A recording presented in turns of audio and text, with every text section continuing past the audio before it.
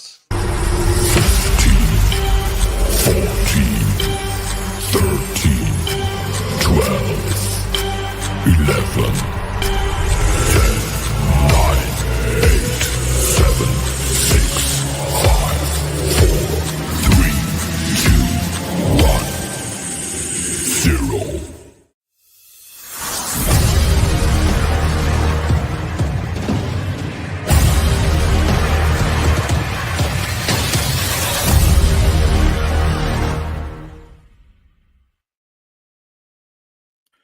What's going on, people? Welcome on into Unsportsmanlike Conduct, episode number 128. You were 3 out of the 4 of the typical gentlemen that are usually join us here for Unsportsmanlike. As always, I'm here. I was not here last week. I can't say as always. I was out cruising with no kids, virgin voyages, no children at all allowed. Children are banned on that shit. How was the casino? It was amazing. It was great. It's great. Everything was brand new. It was great.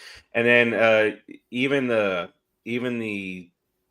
workers there, they got shirts on them. Back of the shirt says "Fuck them kids." I've always felt that it's a magical moment when you first walk into the casino with a drink in your hand, and that first hint of cigarette smoke hits your nose. It's like, oh man, this is great. This is gonna be a good night. Whether it is or not is a different story. But every time I walk through a casino, I'm looking at the roulette to see the past numbers, to see how much money I would have won or lost if I was at the table at the moment. Bam, 20, 22, 26. But I would have been a rich man. All right, we digress. We went full on deplorable there. Deplorable, and I lost all my money this weekend. I did not win one single bet, but we'll get into all that. And then some. Timmy T, it's been such a long time since I've seen you. It's been a whole forever. 20 minutes. A whole 20 minutes. 20 minutes. I'm glad you survived. I'm glad you survived Cthulhu and the rogue waves and the tsunamis and whatever else. Because heads up, the fucking aliens are coming. Listen. I've been talking about this thing for months now, but now it's finally gone mainstream. This thing is coming. It's coming. Aren't we supposed to be nuking something that's supposed to hit the moon? Is that the same thing? I don't know. Or is that just in case? I just find it very funny that all the generals and admirals in the entire world met in Virginia this week. I wonder why. It's either Russia and Iran and China, or it's the aliens. And you forgot that Will Smith was there too, so that just made it obvious. And I'd like to make a quick announcement too. I have a new favorite player of the NFL, based on just his name alone. And Anthony, you should be happy because he's a Miami Dolphin. You should be happy. Storm. Oh, go ahead. Storm Duck. How can you not love a guy named Storm Duck? I love it. It's a pretty great name. It's a pretty great name. I seen him on Madden at first. I'm like, that can't be real. That's like an AI generated character, right? Storm Duck. And then I see the scroll at the bottom of the Dolphins in and out. I'm like, oh my god, he's a real guy. It's awesome. Cousin of Darkwing. It's awesome. That's right. Ant, what's going on, sir? It has been a couple of weeks since we've seen you. You got this world tour going on. You're going to SmackDown. Got the stuff. You got the family things going on. How's everything? I'll save wrestling for hour 3, per usual. Right before we'll squeeze it in right before the Marvel hour, which is soon going to turn into the DC hour. It's work's been very busy, and work's been very busy. So I got home at 7:45 and cooked dinner, and my wife helped me get the kids or she got the kids in bed, and then I took a shower, and now I'm here. Bam. Three tequilas deep. Man. Let's go. Dude, that's it. Let's go. I'm going to start a new show called The End of the World, because 63 days is what we have. 63 days. Oh, what? So, we're not even going to get to see another Super Bowl? Ugh. I know. Oh, wow. I won't be able to see I won't see Mandalorian and Grogu. That's just not something they start releasing that shit now. And that's my lasting memory of the Mets. Huh? All right. So we have a lot to talk about today. We'll get into the teams that are in the playoffs.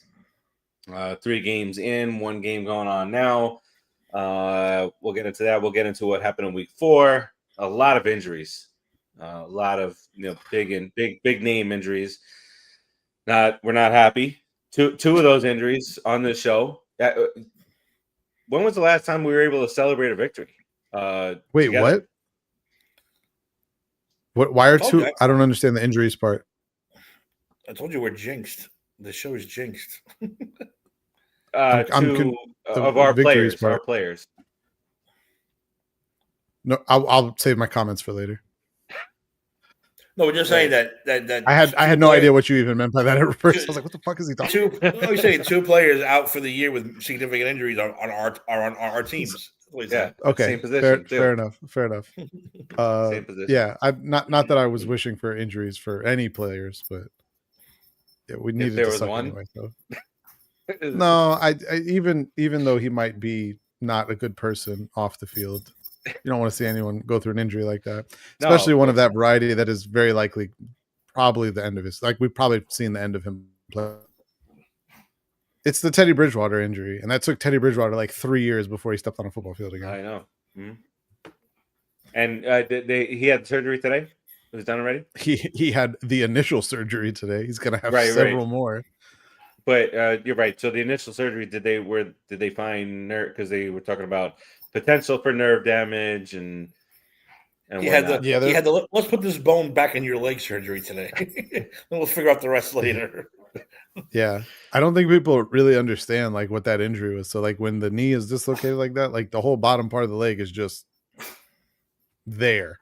Yeah, it's just like flopping. That's what we kind of touched on it on We Stomped You Out. Because we were talking about the Nabers injury, and then we talked about Cheetah's injury a little bit, and his smiling in the back of the ambulance. Yeah, I saw Dolphins, or not Dolphins. I saw people on Twitter talking about he was so happy to play for the Dolphins anymore. I don't think that's true, obviously, but it was funny. Yeah, I mean, you hate to see the injury. I don't like the tackle on the play. I cannot stand the gator roll while you've got a guy's leg bear hugged.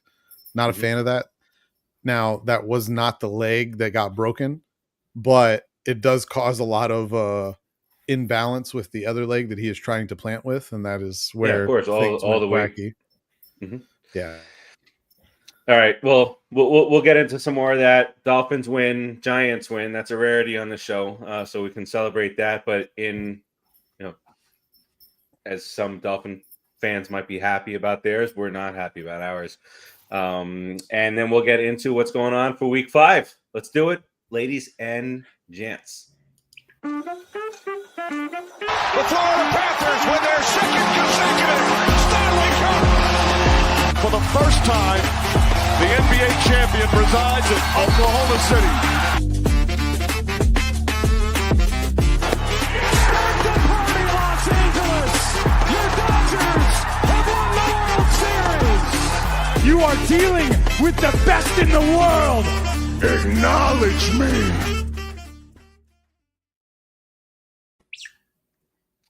All right, people, welcome on back in. Unsportsmanlike conduct. Would you like to just start off with a little bit of baseball playoff stuff here? Let's get this banner back here. I have to say it. What's baseball? Baseball is a sport that I am not currently following. But I will tell you that there are some teams that are playing beyond the regular season. And that started today with the wild card series getting going. First game, Schoolbowl tossed a gem. Tigers beat Cleveland. Cleveland, by the way, was a gazillion games out of first place, selling off players at the deadline, and now they're in the playoffs. Good for them. Chicago, the Cubs beat. There's a trend here, guys. Tigers win. Animal. Cubs win. Animal. They beat the Padres 3-1. In that game 1, there were no animals in the Red Sox and the Yankees game. Well, no, their fans are all animals, so Well, it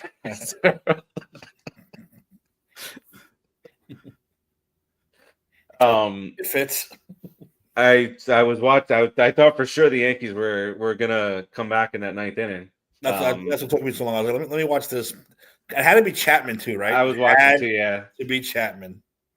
So, and I'm sure you haven't seen, but it was 3-1 Red Sox heading to the bottom of the ninth. Chapman, who came in the eighth inning, continued on into the ninth, gave up was it a walk at first? And I said, if you throw a first pitch fastball to Aaron Judge, he's either going to launch it 9 miles or he's going to hit it hard somewhere. And first pitch, 100 miles an hour, base hit out the middle.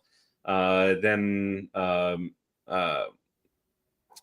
what's his name? Bellinger with a little blooper, loaded at the bases, nobody out.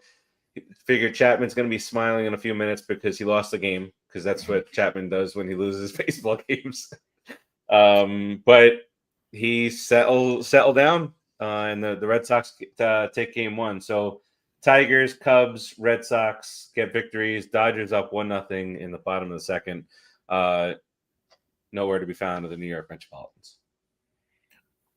Can I just show you something that popped up? I swear to God, it just popped up right now. I'm not trying to be an asshole, but it says Mr. Met drives 7 train into East River. Look at his face. Wait, watch the 7 train. That's funny. It is funny. I'm sorry, but it's funny. Poor Mr. Met. It goes to show you that you can't use 60 pitchers in a season and expect to have a good season. Listen, the only thing I enjoy, you know me, the only thing I enjoy about it is all the fucking WFAN guys eating their goddamn words. That's the only thing I enjoy about it. Because they turn. They eat their words all. Yeah. No, I mean, they turn on the team so quickly, and then now they're shitting all over them. It's like, dude, you're the ones who crown them. We're the big brother now. The Yankees are done. This is a Mets town. And then when they start doing a little bad, this is the worst team in history. They have no heart. They can't. And then when they're out, this is the fucking biggest disaster in the world. I mean, there's aliens coming, but who cares? Fucking Mets are the worst thing ever. I hate them. Yeah. I hate almost everybody on the fan. Almost everybody. That's a rough station to listen to now. Most of their shows. All right, so I guess we'll keep you posted on what's going on in the Dodgers game. That's bottom of the second. This is all ESPN now, huh? Ohtani homer first. Of course he did. First at bat, of course. Of course he did. Do you want to, Timmy T? You want to discuss real quick the MVP? Your thoughts on the MVP race in the American League? Yeah, and again, this is not because I'm a Yankee fan. There is no race. There shouldn't be a race. The guy hit 60 home runs. Congratulations. Every other number Judge dominates in. There is no race. There shouldn't be one. Well, Seattle wouldn't have made the playoffs. Well, shut up. The guy had another ridiculous, unbelievable year. He deserves the. I don't think there shouldn't be a discussion. I'm sorry, there shouldn't be. Has nothing to do with Yankee fan. It has to do with every other category, every other number. The guy dominates in there. That stuff. I think it's obvious, but we'll see. Yeah, it's like a gimmick type thing. I think you sent that, or it's Aaron Judge is the MVP because think of the Yankees had their struggles this year also at points. Think of taking Aaron Judge out of the lineup for the season. Yep. And I don't know where they are now. Your pitching is what kind of held your fort together there. But you guys had a stretch where you were having trouble scoring runs. Judge was out, even with Judge, because again, it's just one guy in a lineup of 9. Mm-hmm. But if you take Judge out for the season, you can almost argue the same thing. Yeah, it's got nothing to do with Yankee fan. It has to do with you look at the numbers. It's a monster. I mean, it's a scary what the guy did. It is. It's just as scary what he does every year. So I just because this guy hit 60 and he looks like a little dumpy weirdo doesn't mean he should get the MVP because he hit 60 home runs. The big dumper. The dumper. Home runs don't make an MVP. Sorry, but every other number does.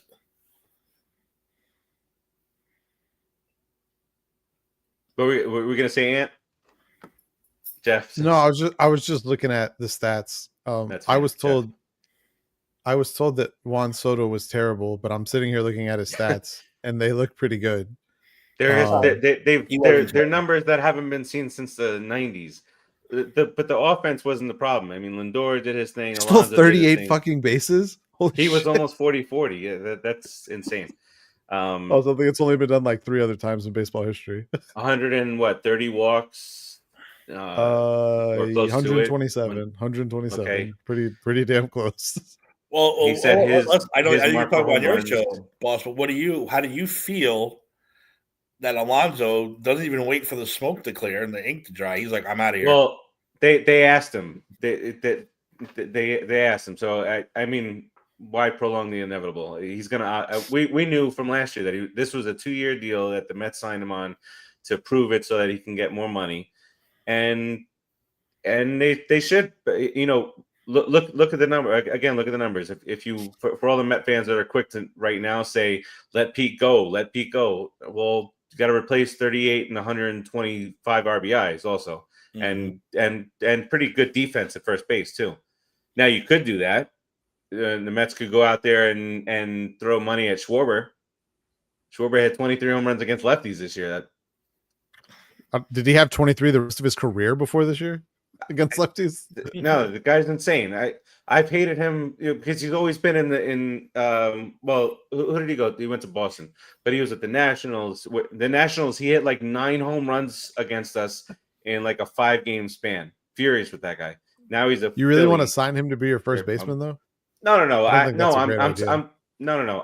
talking about replacing the power numbers and the RBI and whatnot. My point is you can't just let Pete walk without replacing the production.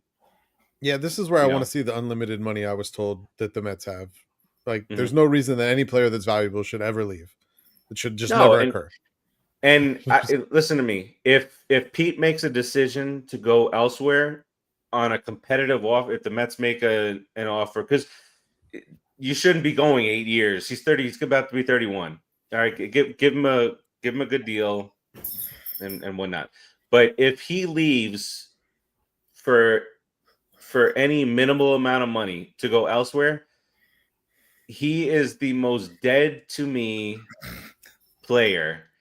Because how are you going to come back and sign? Don't even do that to me. 1 year, $1 million. You're gonna be mad. Yeah, I'll be a little ticked off with that. No, but how are you gonna come back and sign a 2-year deal where you can opt out? We all knew that you were gonna opt out, break the franchise's home run record, and then go elsewhere. No, but the only thing that's different about this year as opposed to years past with the Mets is that you have an owner that's not going to say, all right, let's blow it up and become Kansas City again. He's going to go out and look at Bieber, and he's going to go look at you guys. Will probably be on the guy who used to pitch for you with the Padre, Michael King, because he's a free agent after this year too. I think there's one guy the Mets and the Yankees are going to go after, and that's what's his name from Detroit. If Detroit don't lock him down. Subel, Tyreek. He's not a free agent though. No, but they have to. They're going to want to re-sign him immediately. If not, you're going to start seeing the Mets and the Yankees going to trade for him.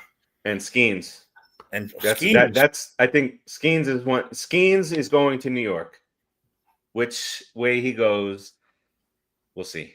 I heard the Yankees offered them their top guys, and they said no. So what the Pirates want, I have no idea. I don't think they want to. They still have like 3 more years of control. There's no reason to trade him right now.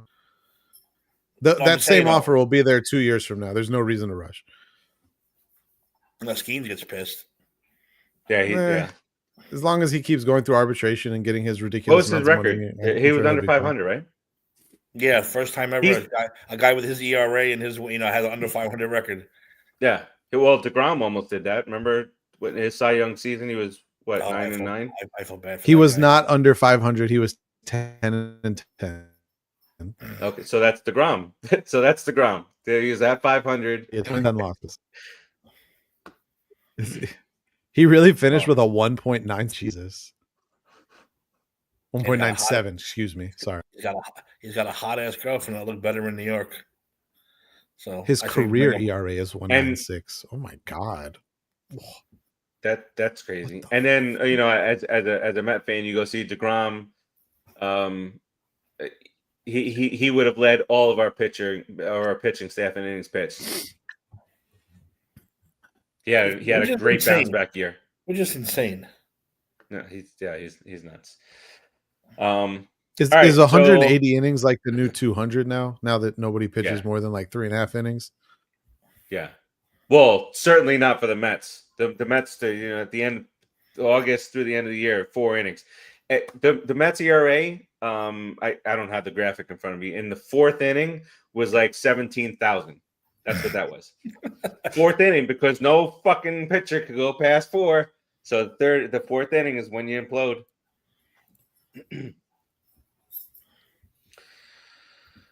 Well, the Yankees are down 1. If they lose to the Red Sox, you're going to see the house getting cleaned big time. Are you sure? Because I've Aaron I feel like Boone, we say this every year. He's like, no, he has to at least he's about to get fired. He's about to get fired. If you don't make it back to the World Series, I think he's going to get fired. It's at least to the ALCS. Or maybe keep him alive. This is the three game round, right? Him and Cashman are real close. I have a feeling Cashman will get the fuck out of there too if they lose to the Red Sox in the first round. I don't know. See, I think the Steinbrenners they love Cashman because that's their guy. It's not like they tell him whatever they want. He's going, yes, sir. He's just going to do it. That's their guy. I don't know, man. I don't think Hank is as smart as It's just that smart. Well, I just don't think he is. I would agree. And the Red Sox, the turnaround for their season was when they traded Devers. Yeah, go figure, right? Which is hilarious. Addition by subtraction. It's real. It's real. Yeah, and then it was subtraction by addition for San Francisco. Ewing theory. They started going the wrong way. Ewing theory. And on a touching note, player that's near and dear to Met fans' heart. He's retiring this year. Wilmer Flores, famous for crying on the field, hitting a walk-off home run a few days later. He's retiring from the San Francisco Giants. Got a standing ovation. Good for him.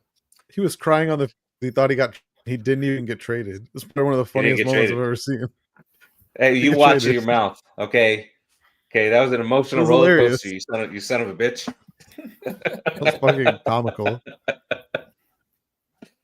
Oh shit. All right, so let's get into some football, and we'll keep you posted on what's going on. Way too much baseball talk. No chance for hitting 2 hours. 23. Well, all right.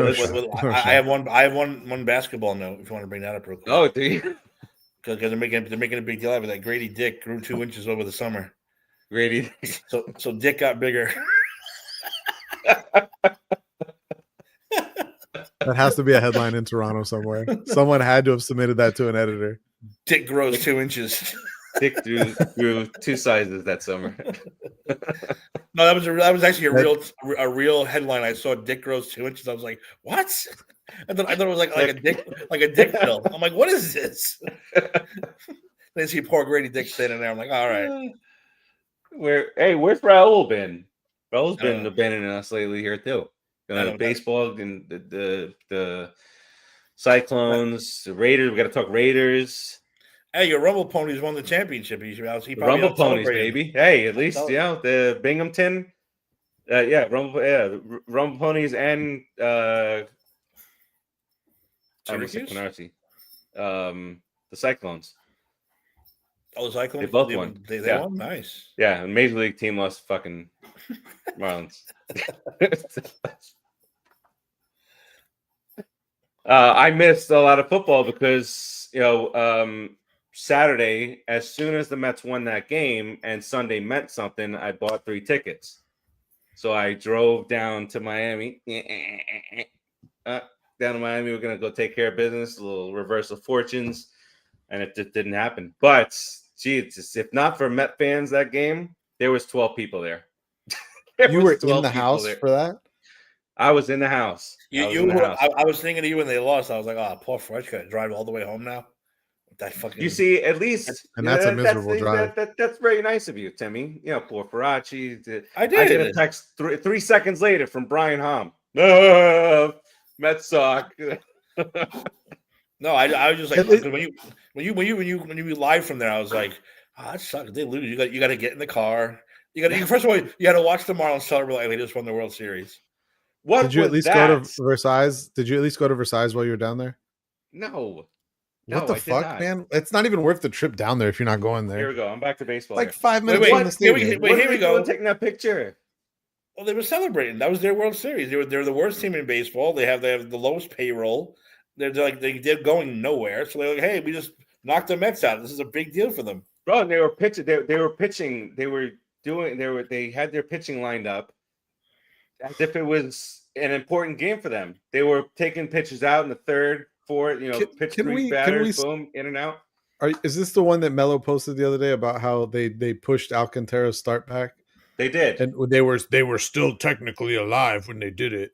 Yeah, they had to win. They had to win out and have like 4 other teams never score another run the rest of the season. Dontrell Willis actually confirmed all this. Dontrell Willis said that there's no team that Marlins fans, Marlins players hate more than the Mets because of the 6th borough and the fact that the Mets fans always invade the stadium. And they hate him for that. They will do anything in their power to beat him. And they've done it 3 times in the last. You know what that tells me? You know what that tells me is that Dontrell Willis doesn't remember going to Marlins games when any fan base that came to town would invade the fucking stadium. There's constantly, it's the same thing at Dolphins games are like that now too. Are you kidding me? I went to a freaking Saints game several years ago, and the fucking Saints. We're not talking about the Patriots or the Jets or the Bills or the Giants or any of those teams. The Saints, the New Orleans Saints. There was more Saints fans in that stadium than Dolphins fans. I could not believe it. Is it just a product of all these people moving all over the place? Because there were a lot of Red Sox fans at the game, Tim. I was listening to the game. A lot of Red Sox fans cheering. I saw a lot of them in Penn Station. I was almost right. Sick to my stomach. But Knick games, there's a lot of Heat fans that go. It's a lot of. I think with online ticketing and all that, it's easier to get tickets. So you just boom, boom, boom, you just buy tickets. Yeah, not the old days where you got to go to a scalper or get it from a Yankee fan. The Yankee fan's like, I'm gonna sell it to you. You're a goddamn Red Sox. I'm not gonna sell this to you. Oh, scalping, that's for sure. That's all gone. The last time I went to a Giants game, a couple years ago. I had a guy behind me. He's like, yeah, I got seats. I got all these seats are mine. And I'm like, oh yeah. I was like, maybe I'll give you my number. He goes, yeah, I would rather eat these and sell them to a visiting fan. And I will eat these for the rest of my life before I sell them to a visiting fan. I was like, well, dude, here's my number. Call me. I said, I'm not a visiting fan. And let me know. That's what teams do, right? You never call. Teams do that now where they black out. You can only sell to area codes and whatever. Yep. But by the way, that's the business extremely overstated, by the way. That whole area code, zip code blocking shit. They only do it for a small portion of the tickets. They don't do it for the whole ticket release. Right. Listen, it gets blocking nobody. They block like 20% of the fucking tickets. Like, chill out. Yankees and Mets aren't blocking nobody. They want their money back. They don't give a shit. Red Sox are alcoholics. From Irish guys from Boston are coming. Drink up, boys. Drink up. Beers While we're now talking $15. about baseball, we need to talk about the biggest story in baseball right now, which is Steve. How do you feel about the dequalitization of the chicken tenders at whatever they call the Met Stadium now? At Citi Field? Citi Field. There you go. Citi Field always. I've heard the chicken tenders are not what they used to be. They say the food is phenomenal. I've heard the tendies are not up to snuff anymore since they spent all this Juan Soto money. So you know what I really wanted to try Juan Soto ruined the tenders. That's my sign next year. Did you not see that post I shared, Tim? Yeah, I saw it. Trade Soto, bring back tendies. That's all. What I really wanted to try were the rainbow cookie egg rolls when they had them. The what? Yeah, dude. Rainbow cookie egg rolls. Citi Field is like a food truck party. Now they have those food truck like flea market thing with just 1,000 food trucks lined up. That's what Citi Field is. It's just got everything in it. Yankee Stadium too now. It is. Yeah. Anyone makes you live. Yeah, I went there and I had chicken and waffles. I'm like, dude, you're at a baseball game. Give me a hot dog. What do you mean chicken and waffles? See, that's some people don't want to spend $32 on a hot dog. It's just I'm like, crazy. Jesus. But you can spend $50 on chicken and waffles, though. That's what I'm saying. I mean, if I'm going to spend that much money on food, I'd rather have chicken and waffles than a hot dog. Well, that's the thing that these baseball stadiums now have all these eating options, and they've shortened the game. So it's for guys who really want to sit there and watch the game like me. It's like get there early, go find the food, and then go sit down because stuff your face and then go eat. Yeah, then go sit down. Yeah, exactly. You have to hit 12 different stands to get all the beers needed for the whole game, and just line them up. In front of you. Line them up. Just Light them up. All right, let's get to football. All right, what happened last week? I do have to correct something that I sent in the chat because I owe Melo a victory. So Melo gets one additional victory. I did not count his Jags win against the 49ers from last week. So in last week's picks, me and Dave go 13-3, Ant 12-4, Ed and Timmy 11-5. Who were my 4 losses? We're all doing pretty good. Your 4 losses were the Vikings, the Chargers, the Colts, and the 49ers. I didn't pick the 49ers, though. Let's double check. I was surprised that you picked the 49ers. If I did, because I fucking did. Wait. Oh, my God. I don't know what I'm looking at it. Apparently, I did. Because you still have your anti-Trevor Lawrence thing going on. That's why. You still have that's what happened. But I don't hate Trevor Lawrence as much as I hate the Niners, though. That's true. And I'm on record as saying the Niners are the most fraudulent team in football so far. We all lost the Chargers. Chargers were, but we bombed across the way, which I'm happy to say that we did. The Vikings one was the other one that killed me because it's funny. I have a survivor pool, not a survivor pool. I have a picks pool that I do. And I also have a couple other things where I have to do picks every week. And in every single one of them, except the list I sent you, I picked the Steelers. I don't know why I put Vikings, but it is what it is. I picked Vikings, apparently. Yeah. All right, so let's roll through some of the games. Seahawks and the Cardinals or whatever on Thursday. By the way, I dropped 200 points on the boss. I feel so ridiculous complaining about what Kyler Murray was doing on Thursday when I eventually lose by 120 points. I'm the third highest scoring team in the league. I have the second worst record in the league. Just want everyone to be aware of that. Joe Burrow and Malik Nabers, my team. I'm not saying a fucking word. And in another league, I got Chase and Higgins. They're both bums now. They both suck. I had a keeper league where I had CeeDee Lamb and Malik Nabers. See, Higgins might be a Giant soon too, Roger, so relax. All right, well, I'll accept that. But probably not. Right. They just paid him. They're not going to trade him now. Right now, he sucks. Him and Chase got the most non-upset that I've seen a wide receiver get. He hashtag Houday, but was we're going through stuff, and they looked at and they were like, this is a surprising route. He's still with the team, still got him. My team kind of hey, Lad McConkey, hey, you're a wide receiver in the NFL, okay? Remember that. Him and Quentin Johnston have done a Monstars from Space Jam thing here. Role reversal. All right, Timmy, how you doing? That's right. So I'm not saying a word. Look at you go with Josh Jacobs.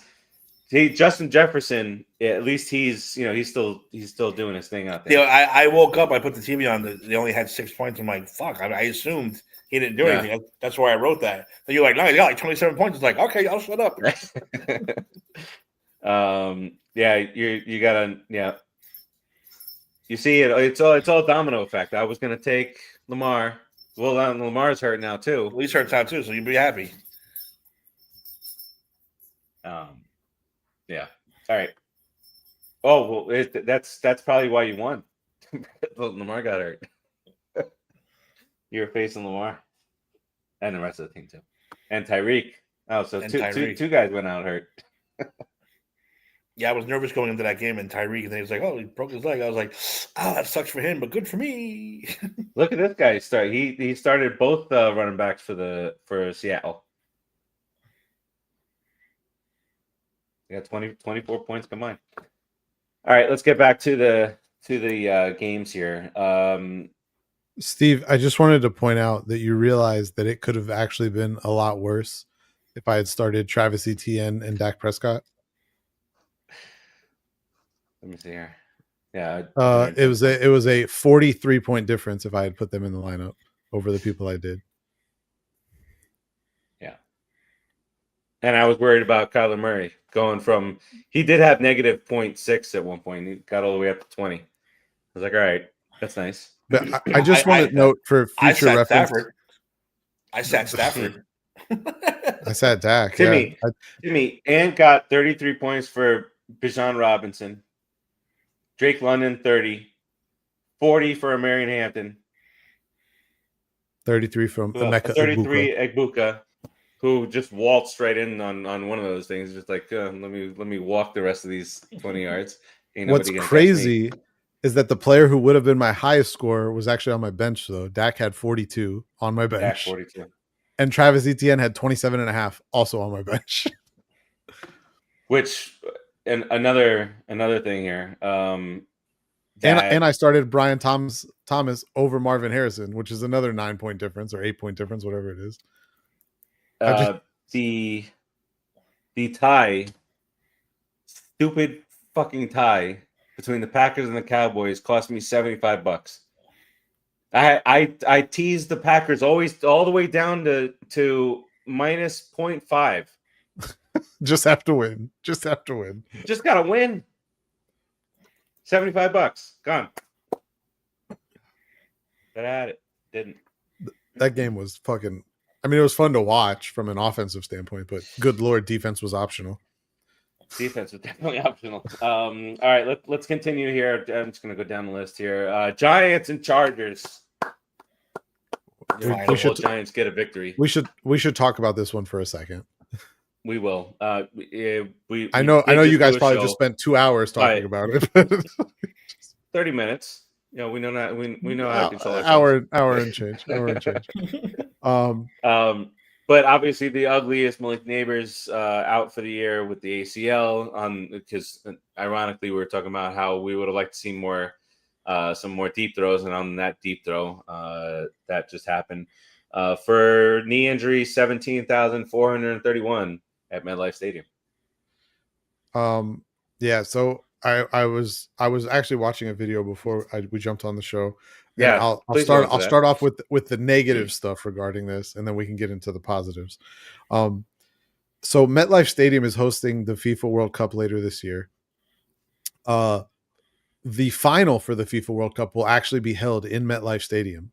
For that game, or games, I think it's multiple, they are actually putting in real grass for that, but will not do it for the Jets and Giants games. Just a quick rundown. Players are 36% more likely to sustain knee injuries on turf, and 67% more likely to sustain foot or ankle injuries on turf. Is Achilles in that, Rogers? Foot, ankle counts as Achilles. Yeah. The fact that we're even still having this conversation in year of our Lord 2025 is berserk. Next CBA, something's got to be done. It's not that much of a difference in price between turf and grass. It really isn't. Oh, Dell was imploring them. Oh, they should have done this fucking 2 decades ago. This is not like a recent they did. development. They replaced it 2 years ago. They replaced it. It's much better. But it's new turf. Type. That's all it is. Yeah, it's still turf. No, I know. But yeah, no, but it was supposed to be better quality. You know what's really good quality? Fucking grass. It's been used for billions of years on this earth, and it works. Proven fact. Science says so. Joey and friends. I don't know what this stop means. fucking around. All right, that was my negative bit, and it really wasn't even about the Giants. It's just about the stupidity of these guys still playing on turf. Abdul Carter, I really had my doubts about them using him like as an off-ball linebacker almost exclusively. Holy fuck, that guy was wrecking the game all day. Holy shit. And oh my god. That is the play, the type of plays he was making, and a lot of them are plays that won't show up in the stat sheet, but just the way he was getting after Herbert, and then he was also like dropping into coverage and like getting in the way of routes. I was watching it and I'm like, are we sure this guy is an edge rusher? Holy shit. Like, what is he doing? He's doing everything. He looked unfucking believable. Who else looked unbelievable? Sexy Dexy. I'm getting there. Oh, okay. Yeah. I was I'm not going to lie. I picked the Chargers to win, and I would have preferred the Chargers won. However, when he tipped the ball and caught it, nice. I was screaming, get in the end, please get in the end zone. I do love Dexter Lawrence. He's actually one of my favorite. He felt like he got shot in the back of the leg. Well, when Lawrence went low on him, I'm like, oh, just don't get hurt. Just don't get hurt. Yes, just don't get hurt. Listen. Just don't get hurt. Just don't get hurt. But yeah, no, Abdul Carter. This is why I said that if you guys picked anyone other than him at 3, it was a huge mistake. And he's doing things that I didn't even know he could do. He looks absolutely incredible. The fact that he didn't go second overall and Travis Hunter did, who is not doing much of anything right now in Jacksonville, and they gave up extra picks to get him, is fucking wild. He's getting thrown on it. They might want to look to put him offense only. I liked Cam Scatteraboo coming out. I did not believe that Cam Scatteraboo was just a white reincarnated version of Marshawn Lynch, but apparently I was wrong. Him and Marshawn Lynch are the only 2 running backs I've ever seen that physically seek out that much contact on every fucking touch. Every time he touches the ball, he's like, who the fuck am I running into? Who is it going to be? And he never, ever, ever goes down on first contact. He's very fun to watch. I hope he stays healthy. I was less impressed. Did Marshawn Lynch do a standing backflip? Maybe in his heyday he could have. He was surprisingly athletic for his size. He definitely can't now, but maybe once upon a time. But he can hit a baseball. Not doing that. Or with Randy Johnson. I was a little less than impressed with Jackson throwing the ball, but I did think his decision making was very good. He didn't put himself in any bad situations throwing the ball. I just would have liked a little better accuracy, but the offensive line's kind of sketchy, so is what it is. I did like I wish they wouldn't put him on so many designed runs. Like you want to keep him healthy? Like, stop that. Don't do that. At least not until you get the rest of the team built up a little bit. But his scrambling, knowing when to escape and knowing where to go, I was very impressed by his play. The decision making was what impressed me the most. Like I said, the accuracy was a little lackluster, but the decision making was very, very good. Obviously, I'm sure you guys are both ecstatic right now. You started the show talking about both of our teams won. You guys won and are excited because you saw things of what you're looking for in the future. My team won and it did absolutely zero for me. I'm like, we still fucking suck. This game only hurts. Yeah, whatever. I don't care. I'd rather have a good draft pick than beat the Jets. I don't care. It's not like if the Jets beat us, like they're suddenly going to be good. They're going to be fucking dog shit this year too. So like, it is what it is. But onto the Giants. Abdul Carter was, like I said, I just wanted to touch on that because I watched the replay of it yesterday. Yesterday? I don't even know what fucking day it is. What's today? Tuesday? Yesterday. I watched it yesterday. Watched the replay yesterday, and he was a fucking monster. Like the fact that they're putting him at off-ball linebacker and the things he's doing from that position are just scary good. And using him as a spy, they didn't do it as much with Herbert. I mean, they did it some, but they did it more. Was it the week prior? It doesn't matter. Just the things they're using with him and the ability to keep Burns and Thibodeau on the field at the same time. We were a little disappointed with the snap counts and the way they utilized them week 1. It seems like they corrected all that since then. And they're just like, hey, you guys are good. Go play football. And it's working really well. I actually think you guys are Spider-Man. I think the defense is rounding into what we thought it could be, and it's scary for the future because I think Thibodeau's only 25, 26. Burns is 28 or 29. 5 Carter's sacks now 20, to the first 4. 22. Burns leads the league in sacks right now. Yep, 5. So yeah, no, it's a scary up front. That's not even to talk about Thibodeau Dexter with Lawrence. a pick, sexy Dexy. Woo. Yeah, the front is starting to play like we thought the front could. My concern was always going to be having Carter play off-ball linebacker, and like how's he going to look on the plays where he actually has to play linebacker and not just be a rusher. And he has quieted all those concerns for me, at least. His athleticism is freakish, and what he's doing is it's special. And when they eventually put him at edge rusher full time, you get to see all the other stuff he can do. So it's just wild. All right, let's keep it moving here. Commanders and the Falcons. Falcons went off 34 points, as well documented by my fantasy ass kicking. That helped you tremendously, Ant. Not appreciative. 63.1 points from my 2 Falcons. Yeah, Jake London. What did their tight end do? Did the tight end do anything? He scored a touchdown. He scored a touchdown. Yeah. I just wanted to add. Hey, your tight end. Who was my tight end? No, not fantasy. Your real life Dolphins tight end. Oh, Darren Waller. Yeah, great. I wanted to say that I think Bijan Robinson is very quickly becoming the most fun fantasy player to own, and also the most fun player to watch. He's ridiculous. Oh my god, he's fun to watch. Yeah. Wish I had him in more leagues. Instead, I was stupid and took Jamar Chase. What was I thinking? Tell me about it. All right, Saints and Buffalo. Tim, we mentioned the Saints trying to pull off a Philly special. Not working out. Josh Allen just dominated that game, as Josh Allen does. That's what he does. I said it before. This has to be their year. They have to. James Cook has been insane. 117 more yards. Every analytical stat that there is said that his touchdown total last year was a fluke. He's on pace to do it again. So I don't know what any of it means. He's really good. Yeah, he's a very good football player. The Bills now 4-0, Saints 0-4. Browns and the Lions.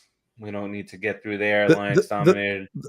The one thing we can say about the Bills Saints game, the Bills have some serious question marks defensively. And if not for that failed Philly special, that game was trending towards being a little different.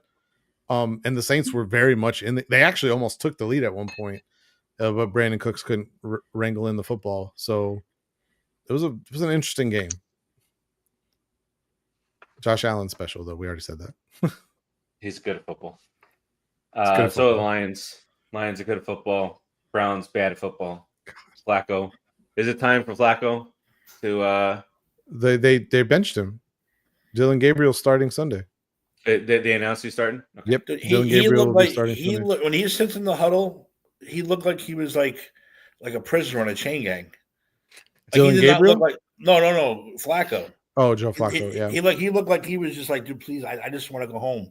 I just want to go home. Like he was just sitting there looking like he was in prison. I was like, what? His wife is forcing him to play to collect that paycheck. Please come home. Please, yeah. All right. Continuing on, more blowouts. Patriots whooped up on the Panthers, who looked great the week before, and now look like the Panthers. We'll take a pit stop here. Eagles and Bucks.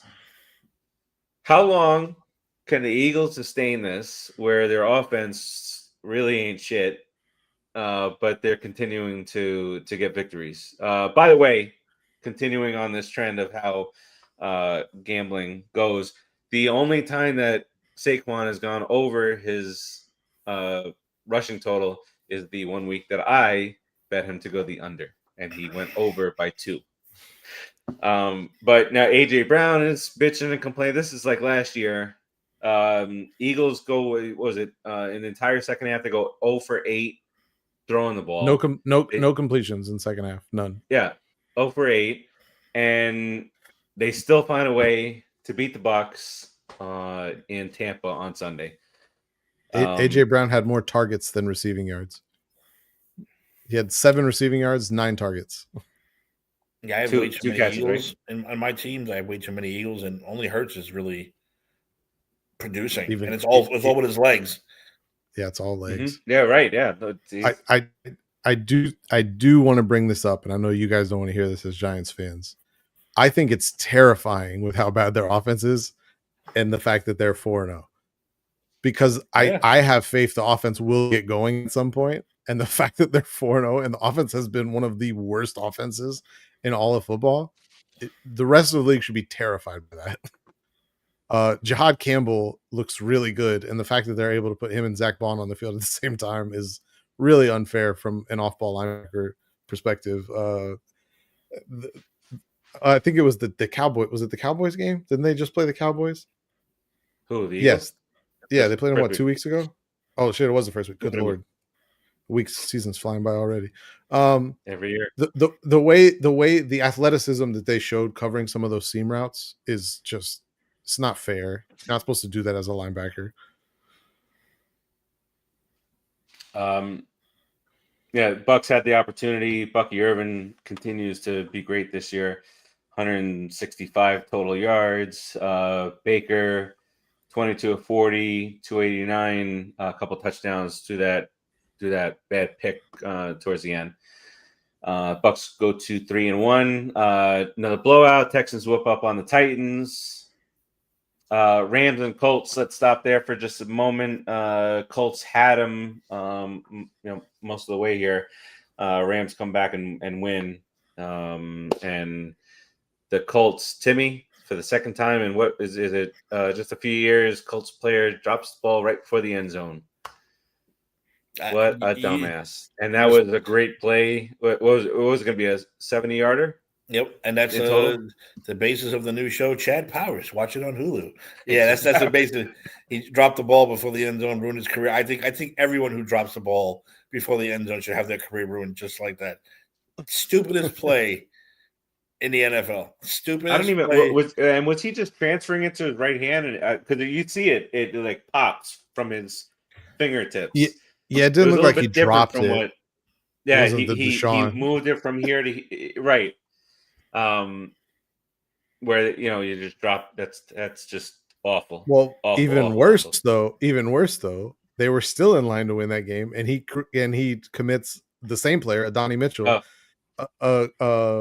does a horrible, egregious block in the back penalty that was unnecessary. Jonathan Taylor was already going to blow by the guy, and he's just like, "Oh, here, fall down." So that's 2 touchdowns. 2 tutties get called back. Yeah, two tutties. That's the difference in the game. I mean, they win the game if either one of those plays goes their way. Yeah, Puka, 170 yards, got the game-winning touchdown. Stafford, 375, 3 tutties on Timmy's bench. That's okay, though. He got the victory. Jags and the 49ers. I haven't seen much about this game, but maybe the most interesting part was the after the game fireworks between the coaches going at it. Keep my name out of your mouth, that kind of thing. What's going on there? Well, Robert said he would fucking kill him, so he would. Yes. I'm not. Let me rephrase that. I'm not doubting Robert Saleh. Yeah, he definitely would. Big man. Looks like he would definitely accomplish that goal. That was pretty funny though. What's the name? Jacksonville. It felt like he didn't come back and start talking until he realized that there were some people filtering in between. Big linebackers, offensive linemen. Where's my D line? Where's my D line at? Well, I need you right now. Blow the whistle. Help. He playing that shit. He playing these. I'm gonna wait till my Kai's next week. Then I'm gonna start talking shit. It is right. All right. So, are you back in with the Jags? Do you think? No, fuck that. The defense is really good. The offense is fucking terrible. I mean, Liam Cohen has revived Travis Etienne. I think Trevor Lawrence is a lost cause, though. I have no faith that he's good. I have no faith that he's actually good. It took one game, but it's 4 games in, and I'm totally convinced now he's just not good. The defense is great. Do you think that the Saleh Liam Cohen beef is because Robert Saleh was actually slated to be hired by the Jaguars, and then Liam Cohen kind of faked out the Bucks and said, "Actually, I am leaving," and took the Jags job? Do you think maybe Saleh's a bit bitter about that? Is that what this stemmed from? I'm sure there's some of that. Okay, I was just wondering because I didn't even. I had forgotten that Saleh was the favorite to get the job until the whole Liam Cohen thing happened. Because unless something comes out, like what could have transpired? Because they said he said keep my name out of your mouth. So I don't know. This is very dramatic of football players. Saleh sucks. Saleh sucks. He does, but I wouldn't want to fight him. I don't think he's not a head coach. That guy. He's not a head coach, at least not yet. I think he's still a great defensive coach, though. And I think what's evident of that is how good the Jets defense was up until he got fired, and how fucking terrible they have been since. He looks like the Mummy. Terrible. The Brendan Fraser Mummy. Do you know that there's an English Premier Soccer player with the last name Saleh that looks just fucking like him, and they are not related at all? I blew my mind the other day when I saw that.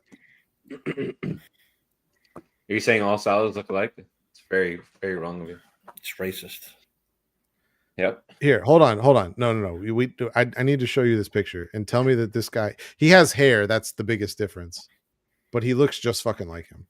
Oh, so now we're talking about guys with no hair. That's the Mummy. Hold on. I gotta find a better picture. Cool Machente. The Mummy Ride. Mummy Ride's awesome. That's great. Yeah, that's awesome. The Rip Ride It coaster is gone. It is. They're tearing that down. What else? It's they're redoing ET. It's torn down. Yeah, no, that's what I'm saying. Yeah, it's torn down. They're redoing ET. Here, hold on. A little refresh. ET and there's rumors about a Fast and the Furious roller coaster. Be better than the actual ride. So the other rumor is that it is a Back to the Future ride, a Back to the Future roller coaster. Oh, thank you. Yes, way better please. theming, because that was the biggest mistake. I feel like I'm Mad Dog right now with his Mad About segment. You get rid of 88 miles per hour. You get rid of Back to the Future, and you bring this monstrosity that is The Simpsons. What's wrong? Let me tell you some really quick story about The Simpsons ride. Back to the Future is better. That's what's wrong. But yeah, but back to the Simpsons ride. The first time I ever went on it, there was a group of individuals that did not smell good. Put it nicely. So don't blame The Simpsons.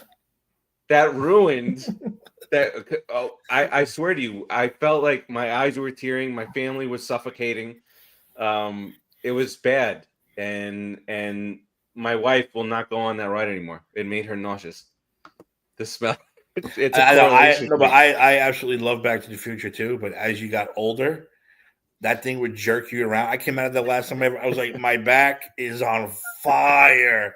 The last time it's the same ride though. They didn't change the actual ride. They just rethemed it. It's the same ride. Yeah, and the cars are the same. Like, oh my back. Oh yeah, it's still rough.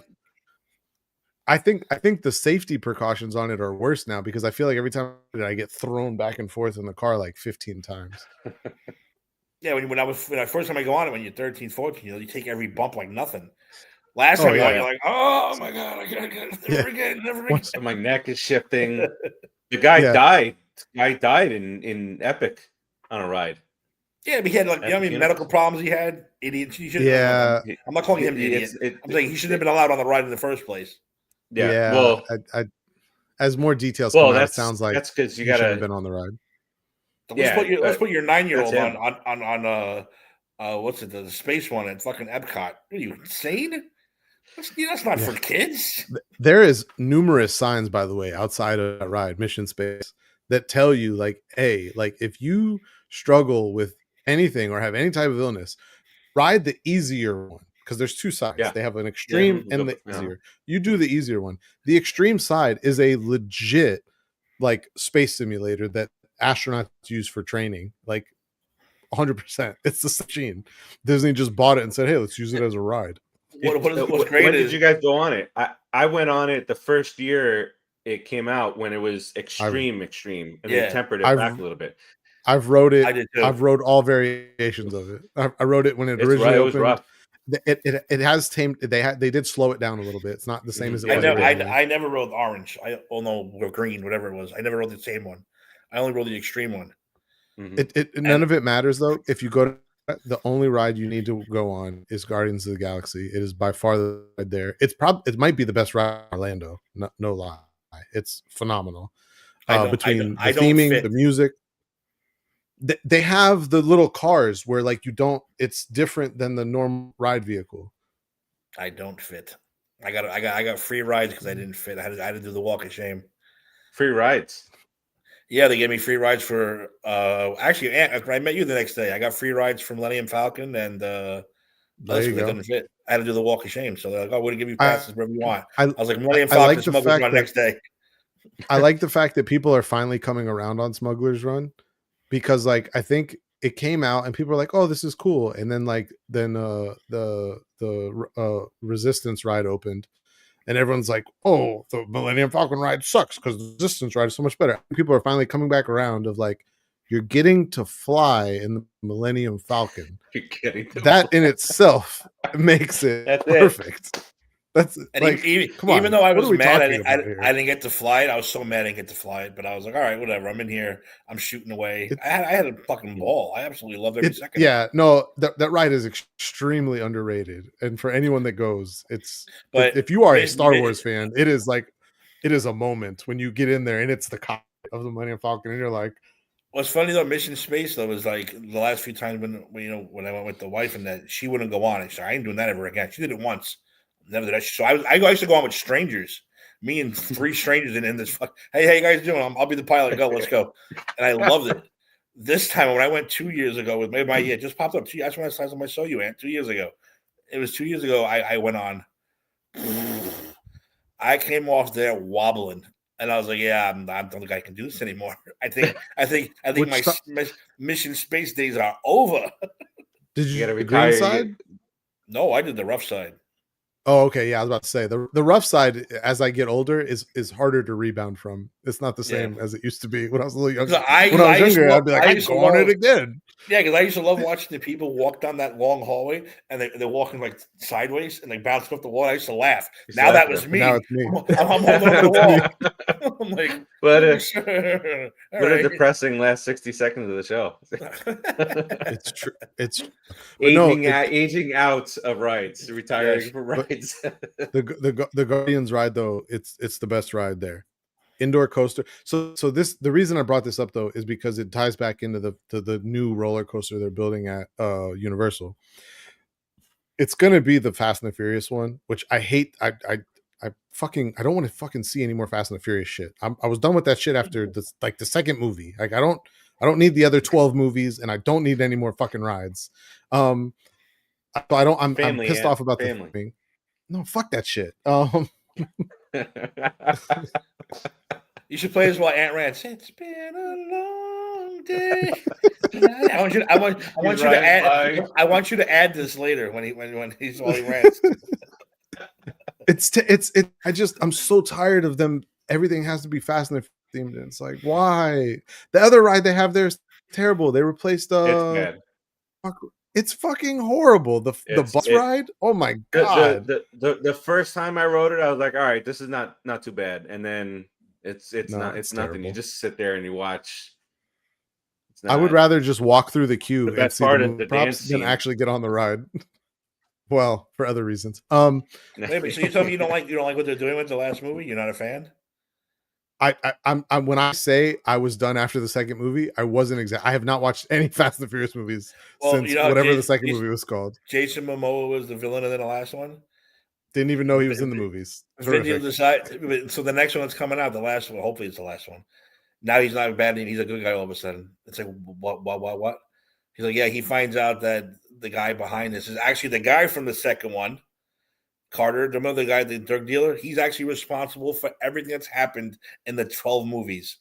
and everyone joins forces to go against him, and it's a super race across the world. It's not a 10-second race anymore.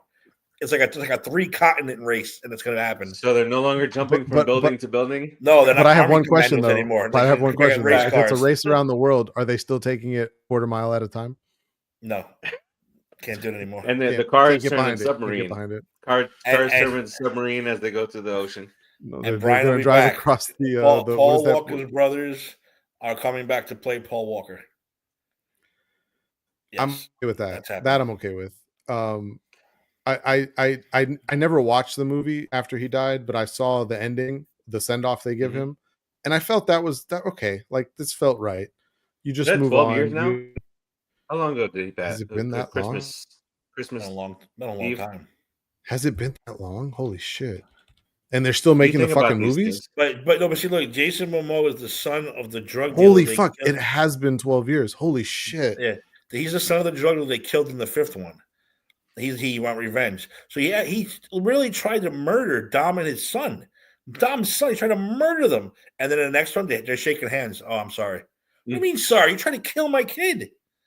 It's John Cena. Yeah, and John Cena too. He's a bad guy. And he's like, nah, good guy. Just like in WWE. Yeah, I'm a bad guy. I'm a bad guy. Nope, Flip I'm the good. switch. I'm good. John Cena needs to know, just stick to Peacemaker. Not actually. I think he's become a very good actor, but Peacemaker's so good. You talk about guys who pass away, and it's been forever. I remember like it was yesterday, the whole Heath Ledger thing. Oh God! And we were talking about, he's been gone a month now. He passed in 2008. Yeah. So we're before about to the movie 18, 18 years. That's fucking nuts. All right, let's stop talking about years and ages and not be able to ride. Rant over. Let's pick our picks. Back to football. A couple more games. Just to the Bears and Raiders. That was just a clumsy, messy deal. And Ben Johnson's getting pissed at sideline reporter. Now he's walked that back on. He's just a weird guy. Ben Johnson's getting angry and riled up, and thought that the sideline reporter was telling him that he needs to make changes, and he's like stared her down, and such a weird scenario there.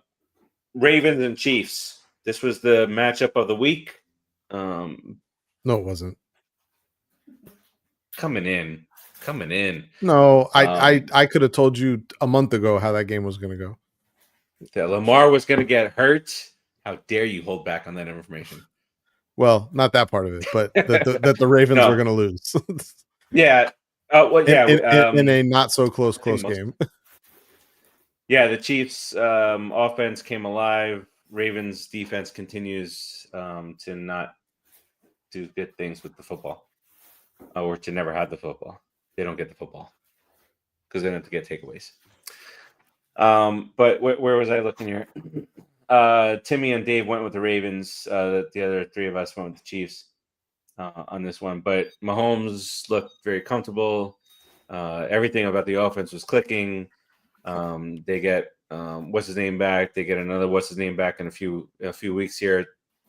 Week 5. So Rice is back after in week 7. 6 games. Well, I think their bye is week 7, so I think it's week 8 technically. Okay. Well, so with the Chargers their bye is losing week the 6. Giants, I don't remember. Like this could have went really the opposite direction for the Chiefs is what I'm getting at. You know, if the Ravens could have, that's a tough matchup, and then they come out at 1-3, and then the Chiefs are 4-0 because the Chiefs. I'm sorry, the Chargers are 4-0 because the Chargers definitely expect to beat the Giants, right? So definitely a big kind of turnaround from what could have been. But now we talk about the Ravens and what's going on with the Ravens. Do you think they can bounce back from this? Is the division now belong to the Steelers? I think that you're looking at a team that had Mike McDonald and Anthony Weaver in the building, and the defense was great. And they decided that even though they were not achieving the goals that they wanted, that they would stick with the other Harbaugh brother and not move on to one of those two individuals, and you're seeing the defense suffer for it. You can only lose. It's like the Bucks, right? So the Bucks have lost their offensive coordinator 3 years in a row, and every single time their offensive coordinator has gone on to be a head coach. Mhm. At some point, that's going to catch up. Eventually, they're going to stop being able to find these random ass guys that are just good offensive coordinators. They've seemed to have done it again this year, but eventually it'll stop. I don't know when the fucking eventually is, but eventually. And the Ravens, they ran into that. They've had a long string of different guys that were great defensive coordinators that have worked in the building, and they kept letting them leave and letting them leave and letting them leave. And it's finally caught up to them because they have talent all over that defense. So there's no reason it should be playing this bad. So I am forced to blame coaching and scheme because I don't believe a defense that includes Roquan Smith and Kyle Hamilton, who, in my opinion, are two of the best defensive players in all of football at their positions. I fail to believe that a defense that has that just suddenly sucks. So I'm blaming scheme. I'm blaming all of those factors, and they have a real problem. And I'm not gonna lie, it kind of seemed like Lamar quit on them on Sunday. I know they said, "Oh, he pulled his hamstring." I'm like, did he pull his hamstring? Because like he was running around fine the play before, and then he's just on the sideline not playing. No medical staff checking on him, but okay. I think their season's over, and that's weird to say, but I think their season is done. Like the defense Henry is really bad. Henry, since that opening game, since that fumble in the opening game at the end of the Buffalo game, has not played well either. And well, at least from a Vegas standpoint, they do believe that Lamar is going to miss a little bit of time here. We'll see. We'll see what happens with that. But then you got to watch the Chiefs and see how they are moving forward. 37 points. We haven't seen 37 points out of the Chiefs in a very long time. They're always finding other ways to win. The defense has been holding them up, but now they're getting weapons back, and just like we said, in a few more weeks they get Rice back. Packers, Cowboys. We kind of touched on this a little bit earlier when talking about gambling, but the Packers give up another 40 after not I don't want to say another 40, but in a bad loss last week with the Browns, and all they had to do was win, and like you said, $75. They tie. Are we changing rules now? Can we not have ties? What do you guys want to see? What would Timmy the potato sack race? Potato sack race. Brilliant. Timmy's been pitching this for years. The two fattest guys. Better. That would be better than a tie. Yes. The four fattest guys hop in potato sack and run 30 yards. Jerry Jones was thrilled. Very excited about this tie. Of course he was. They won the Micah trade, obviously. Of course he is. They're clear. Done. It's over. So, and Dak was so pissed that they called that a sack. By the way, game-winning tackle by Micah Parsons. Game-saving, sorry.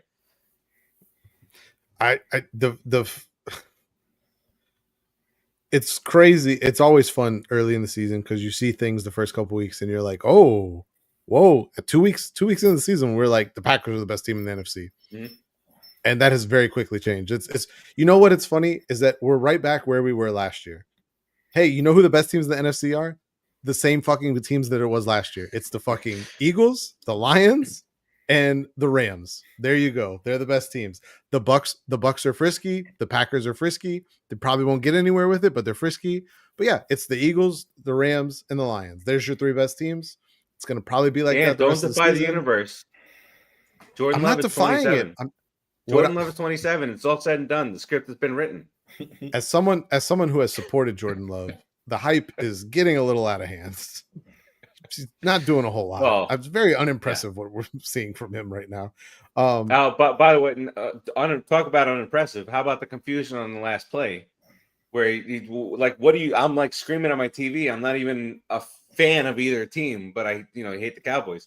So why to throw the ball? The balls that he has to hold on to the ball to run that play. He got screamed at afterwards. Thank goodness that the ball hit. And there was 1 second left. Although the referees missed a big time intentional grounding call on Dak down the stretch there. Timmy, Packers, Cowboys. We thought we might see a little shakeout there. Maybe the Cowboys going 1-3. What do you make of this? These two teams coming out of this game. It's like why can't the Cowboys stop anybody? It's like I mean I understand they lost Michael Parsons, but I mean are they that bad? And then how did we lose to them? How did we lose to these idiots? You shouldn't have. 160 penalty yards that we had. Yeah, that's probably it. No, yeah, I think the Packers will be all right. I think this is just one of those. That was going to be a heated game no matter what you did because of the Parsons trade. That was going to be one of those games where everyone pulled out all their stops and. Just how the worst team in the league plays good against their rival, no matter what. So, it's just the way it is. I'm not gonna lie. I went to sleep at like halftime.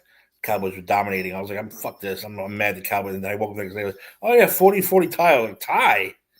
That's ridiculous. Take field goals to decide it if you want. It was the most disappointing ending, by the way, because the Packers had a chance to probably be a little more aggressive on that last drive before they kicked the field goal to end in a tie. And they kind of like pulled back and were like, oh, we're okay with a tie. It's like, man, I hate that shit. Like, play the fucking win. And all I'm doing is staring at minus 0.5. That's all I'm doing. I'm like watching this happen, and when you're betting and you're thinking of ways that your bet will win. Okay, if they hurry up and they score, the other team's got to come back, and that'll get me the over. Here, I'm just like, score a fucking touchdown, please. My God. When Dallas kicked the field goal in the first possession, I'm like, oh, Green Bay's got this. This game's over. Like, Green Bay's going to drive down the field, score a touchdown. Like, this is Dallas fucked up. They should have scored a touchdown. They didn't, and the game's over now. And then Green Bay was like, nah. We don't need it. We don't need a touchdown. So mad. I was like, what the fuck? What is this? This is terrible. It was a high-scoring game, and then overtime was like, fucking, hey, we just don't want to lose. Well, that was the Giants and Cowboys too. Same type of thing in that overtime. I can't stand that. I can't stand that type of coaching. Play to fucking win. I'd rather lose by 10 than fucking tie. And then Russell Wilson is just slinging the ball all over the place, and then he throws a 50-yard, should have been a 50-yard bomb, 27 yards. You get like a historic Russell Wilson throwback game, and you do nothing with it. It's like 455 yards passing. Was that a career high? It probably was. I think so. Yeah, I believe it was. I have to look this up. And last week he's throwing into the stands. He's throwing in the tunnel. Third and like 50, he's running the ball. Like, first and goal from like the 5 and balls away, including the 4th and goal, including the 4th and goal pass. That was the single worst goal to go I've ever seen in my life. I would agree. And it was the same area, Timmy, but going the other way was cannot let Dayball get his hands on Jaxson Dart. For the sake of sanity of fans everywhere, get him out of there immediately. Do not let him corrupt that poor young man. Bring him in now. It was not a career high. He threw for 452 yards against the Texans back in 2017, which is 2 yards less than he threw for, or 2 yards more, than he threw for in that Dallas game. 451? 450. 452 was his high. I thought it was 455 for some reason. Anyway, I actually thought it was too, but it was not. 400 and not enough. That's what it was. And last night we don't have to get into one of the games, but Jets Dolphins. Your thoughts heading out on this, and how scared were you when Tua took that hit? I think the whole world was like, "Is he gonna? Is this?" At this point in time, he's doing it to himself. So that's right. You're right. We've tried to protect him. He doesn't want. This time he bounced right back up. To his credit. Well, the guy also like barely touched his helmet, and he flung himself back. So the fact that they got a flag on that was kind of comical. See, that was my take on. Oh my God, hope he's okay. He didn't even get hit. Yeah, I saw the replay. And I'm like, the guy barely touched him, barely. Yeah. Like and he like Orlovsky's like, thank God he's okay. Oh my God, he's okay. I am so worried about. I was like, you better shut up. If you're that fucking worried about him being okay after taking a hit, guess what? He probably shouldn't fucking be playing. Yeah. Which I've been saying since. Well, Orlovsky didn't want to take any hits. He went out of the back of the end zone. So. The Dolphins are a joke. That game was pointless. I'm disappointed in myself that I watched any moments of it, and I did, unfortunately. I watched wrestling first, though. I waited till wrestling was over before I clicked over. Yeah, it's whatever. It's meaningless. It's meaningless. We're gonna lose to Carolina and Carolina on Sunday, so it doesn't matter. Well, it was an entertaining game with 2-0-3 teams. Nah, not really. Yeah, It was the pretty Garrett sloppy Wilson football. catch was pretty. Both of his catches were pretty damn incredible. He was out of bounds on. He was out of bounds on the touchdown. The replay kind of showed it, but they didn't call it for some reason. There's still images all over Dolphins Twitter if you want to go look them up where his foot is clearly out of bounds. Dolphins Twitter, they extend out the line a little bit. It wouldn't shock me. It wouldn't shock me. They still me. believe in Tua, so maybe they would do something like that. But I lost one of my games because of that touchdown. So so did I, which is why I'm actually upset about it. That's why he's mad. Yeah, he was out of bounds. I said it on the replay when I first saw the replay. I'm like, oh, he's out. There's no way they're counting that. And then they're like, oh, and now they kicked you, and now they go for the 2. And I'm like, we're just gonna ignore the fact his foot's out of bounds. Like, what are we doing here, guys? Just gonna ignore that and keep going? What the fuck? Both great catches, regardless. Yes, great, tremendous plays by Garrett Wilson, whether he was in or out of bounds. It reminds me, what was more egregious is the Emeka Egbuka catch 2 weeks ago, in which he bobbled it and then caught it, and then puts 2 feet in bounds, and the officials are like, he's out, and then they don't even review it. And it's under 2 minutes too. It's a booth review. They show the replay like 10 times. Like, yeah, it looks like he's in. Nope, next play. I'm like, what the fuck are we doing, guys? Come on. I need these points. What's going on here? I need these points. I need these That's points. Exactly right. I might be 2-2 instead of 1-3 right now. Man, fantasy sucks. All right, let's get into week 5. Yes, it does. World famous picks. Unsportsmanlike forecast, huh? Unsportsmanlike forecast. World famous picks. Thursday night, you got the 49ers and the Rams. The Rams are a 6-point favorite here. Timmy, we start with you on this one. Ram-a-lam, a ding-dong. The ding-dongs. Man, Melo's not even watching to give us his picks. Ant, I know where you're going. Brock Purdy's not playing. Juwan Jennings isn't playing. Ricky Pearsall is not playing. Those are not official designations yet, but today was their last practice day and none of them practiced, so they're probably not playing. The Rams are going to kill them. I told you the Niners are the most fraudulent 3-win team in football right now. Well, this is a nice little. Or the Niners. Sorry, I said Rams. The Niners are the most fraudulent. I meant the Niners. I heard Niners just because I know you. You knew what I meant. You knew what I meant, yeah, and exactly. I like it. That's the mental connection was there. I heard Niners too. I don't even know what they talking about. I said Niners. Then I don't even. We can just edit that part out. We'll go back and we'll do it live. In post, we'll take that part out. Post. All right. What a tremendous London game. Let's all wake up nice and early to watch the Vikings take on the Browns. The Vikings are a 3.5-point favorite here. Ant, we start with you here. Is Carson Wentz is going to start this game? Yes. And the Browns are down 3 offensive line. I mean, the Vikings are down 3 offensive linemen. What are you gonna do? I'm gonna go out on the limb. Give me Cleveland. I'm gonna regret it, but I'm gonna do it. You are. Probably the tequila talking at this point, but we'll take it. Well, we got a rookie quarterback. You said it's starting. Oh fuck! I forgot about that. Vikings. I lied. Vikings. Okay. I forgot Gabriel was starting. Fuck. Never mind. Vikings. Brian Flores is gonna have that man in the fucking hurt locker all night. Yeah, all day, all morning, whatever time it is. Yeah. All right. I don't even have to say it. I'm gonna go Vikings. Timmy. Vikings. Yeah, Viking Quest. All right. Next up, this is where I say that Vegas is assuming that Lamar's going to be out. Texans are favored. He is going to be out. For fact, for sure. They're talking about him missing like 3 to 4 weeks. So if you had him in fantasy, good fucking luck.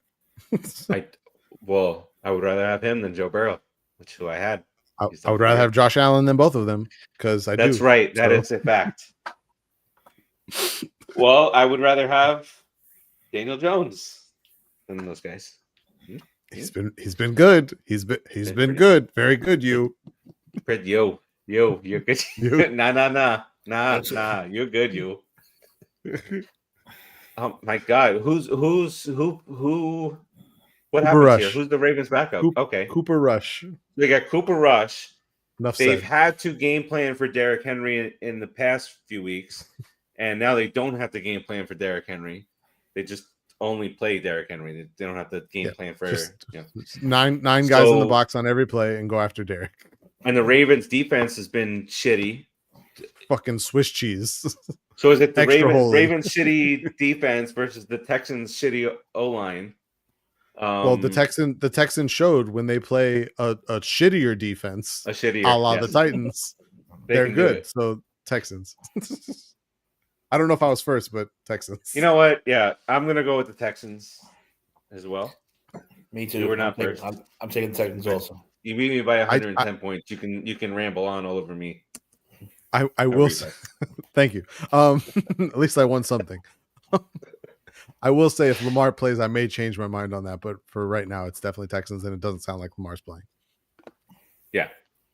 All right. Moving right along here, the Raiders and Geno Smith looking fantastic out there on the field. Raiders head to Indianapolis to play Indiana Jones and the Colts. The Colts are a 6.5-point favorite. This is a tease, just saying.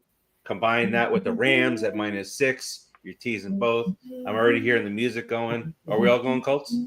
Does that mean I could tease those two games and have both teams as pick'ems? I would have the Rams as a pick'em and the Colts as -0.5, which is a pick'em. -0.5. Yeah. Oh my God, that's fantastic. Easy peasy. Easy. Yep. You know where I'm going with that one. All right. We got a Colts sweep here. I love that Tim is doing the music, the soundtrack for this right now. I feel like I'm on stage right now. It's great. Is that all right? I don't mean to bring us off topic. What is the most recognizable movie theme of all time? It's up there. Indiana Jones is definitely up there, but is it the most famous? Is it the one Wars, right? that you could? Okay, Jaws. Jaws is the one I was going to bring up. See, now, me being a Star Wars fanatic, people always say, "Oh, if I said what's my favorite song like that, people assume Star Wars, the Imperial March." For me, it's Superman. John Williams' Superman makes me think that I could jump off a fucking building and fly. That it's like song, doing cocaine, but it's music. I love it. That song pumps you. That song makes you think like I'm gonna jump off this building and I'm gonna fly in the air like fucking Chris Reed. Superman. I am gonna fly. That song gets you going, man. Put that on your gym on your treadmill list. You start going fast when that shit kicks in. Not to bring us even further off topic, but Tim, you saw the new Superman, right? Yes. And average. Okay. Average, really? Okay.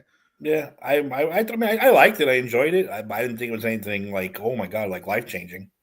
But I didn't think it was life changing, but this is what I thought. I thought it was the first positive steps I've seen from DC in a very long time. So that's it was enjoyable. Specific to Superman, because you've had some good flicks. I mean, I thought Man of Steel was good, but that was before Christopher Nolan was kicked to the curb for that other guy who we won't name. Who's fans? Because I don't want to name him because the fans might fucking shut us down. Those Is that fans worse are than fucking the Swifties? Way worse. The Snyderverse fans are fucking berserk. Oh my God! Don't the 4.5 hour Justice League cut release the verse. The Snyder version that was actually completely reshot and rewritten from what he originally wrote and shot. That's the greatest thing ever. If you ask them, it's dog shit. I've watched it. It's terrible. Waste 4.5 hours of my life. And then now it's in black and white. Oh shit! Now it's in black and white. It's even better now. No, again, off topic, of course. They're gonna come out with the Nor version of it. But we're pop culture. We have to do this kind of thing. Fantastic Four. I just watched for the third time on my special box friend over here, and I don't know. I'm liking it. I have to stop watching because I'm liking it less the more I watch it. I was disappointed. I mean, I liked it, but I was disappointed. Because it's more of the Fantastic Two than it is the Fantastic Four. It's about Thunderbolts was better. and the baby. It's not Johnny and Thunderbolts Ben have no reason to be in this movie. which is Like, when you disappointing. think about it. Yeah, it is. And they cut all of Paul Walter Hauser's Mole Man out of the fucking movie. He gets one scene. He steals the one scene he's in. Why couldn't I see more Mole Man? Yeah, He's so good. all the action was in a montage in the opening sequence. Then there was nothing until they fight Galactus at the end. It's like, yeah, I don't need this. I don't want this. I need, Thunderbolts was better. I stand by that 110%. I'll plant that flag on that hill and I'll die on that hill. Very good. Thunderbolts was better. I only saw Fantastic Four once. I enjoyed it, and that was just the one time in the theater. Watched it twice. When I went on the Disney cruise a couple weeks ago, they have a movie theater, and they had it playing in the movie theater. So me and my oldest and my youngest went and saw it one night, like a 10 p.m. showing after we had dinner and did all the other stuff. Like, hey, let's go watch Fantastic Four again. And typical dad fashion, I fell asleep halfway through it for a good 35 minutes until I started snoring. And my oldest daughter's like, "Wake the fuck up, you're snoring." People you know what? I'm not gonna watch it again because you guys are telling me that if I watch it more, then I'm not gonna like it. I wanna enjoy my life. You know the funny I thing liked it. I did like it. I agree with Tim. I liked it less. Enjoyed it. Okay. Time. The first time I saw it, I didn't know that I must have fell asleep a little bit because when I watched it the second time, I'm going, I don't fucking remember this. I don't remember that. I don't remember any of this. What is this a special edition already? I mean, how am I watching this movie? The dadcast portion of the show. What's crazy is that when I was younger, midnight movies were like the go-to. That's all I did. That's the only way I ever watched a movie. All we ever did. Midnight. We were the Midnight Warriors. We called ourselves the Midnight Warriors every Thursday night. We were there. Back when there was actual midnight releases. And you get up and you go to work and you're like, oh my. That's right. I'm tired, but fucking Captain America was awesome. Like, hey, I fucking saw The Dark Knight last night. I'm exhausted, but it was fucking amazing. Yeah, no, that was how it went. I remember remember the Dark Thursday at 5 came out. Like, what the fuck? Exactly. And that started like when we had the former company, Cine Sports Talk. I saw the evolution. When we first started off, we were getting screenings way earlier. Then came the not so great screenings that were happening on Thursday night at 7, when the first screening was going to be shown at 10 o'clock on Thursday. Mm-hmm. They don't want the critics to have any opportunity to get anything out there on those. And now, I remember from the Dark Knight days, there was not only a midnight screening, but there was a 1 a.m., 3 a.m., 2 a.m., 3 a.m. Yes, I will never forget. I saw the Dark Knight midnight release on the Thursday at Sawgrass. They had a midnight showing. The way that they sold tickets, based on the total capacity of all 23 screens that Sawgrass held.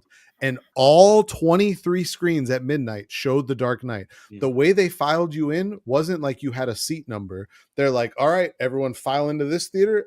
This theater's full. All right, let's slide the line over, file into the next theater. And I remember I went with Josh and Roth. And someone else. And my friend Josh was intelligent. He peeked in the one theater that we were supposed to go in, and he realized that it was filling in. And so he ran back out real quick and he's like, yo, don't fucking go in there. He's like, just slide down and be ready. When they open the next theater, we'll run in. And so we did. We kind of like hit on the corner, and they opened the next theater and we darted in and we got good seats. And then literally what was crazy about that, we came out at like 2:30 in the morning, and there was a line of people equally as large as the line of people that had filed in at midnight, ready to go in to see it again as they refilled all 23 screens and did it again. And there was nothing like that. The last good midnight release I did was The Force Awakens.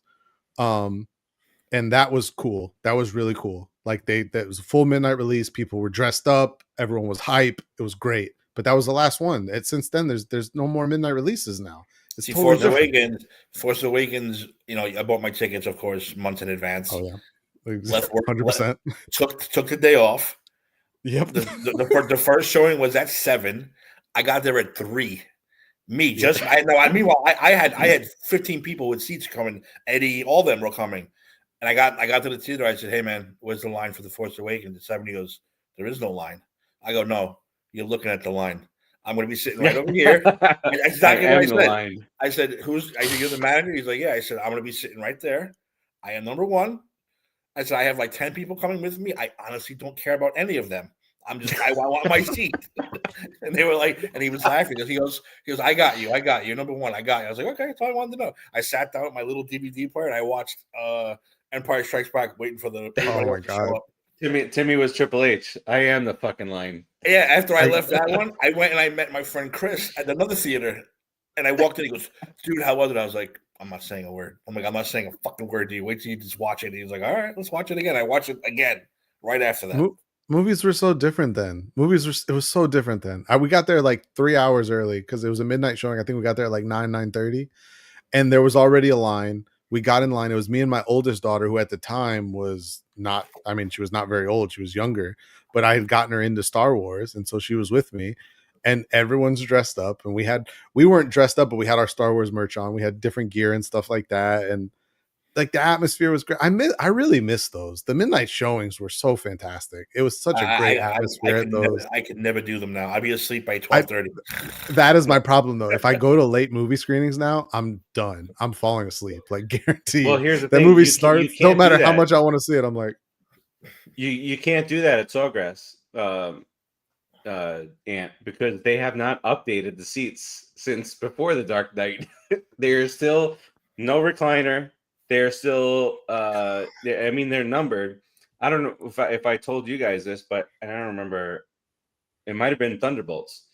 So I usually do AMC, but I don't remember what the situation was, but ran to Sawgrass right across the street, bought the tickets. I like to sit on the left side in the back, be away from everybody. Don't come down my aisle. None of that shit. I do that. We get to those seats. We sit down, and that's the ledge for the stair area. So we sit down. We can't see the fucking screen.